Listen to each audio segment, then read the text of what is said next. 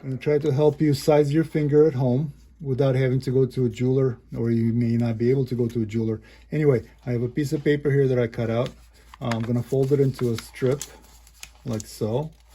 Then we want to use this knuckle because that's the biggest part of the finger. You're going to hold it like this, snugly, and you're going to snugly do this. Hold on to it, take a piece of, and mark it.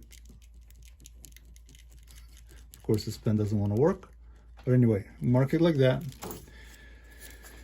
After that, you can measure this with a millimeter tape, and send your jeweler the measurement, or you can send him this piece of paper, and the jeweler can go ahead and do this on the mandrel, and you can see exactly where your size is.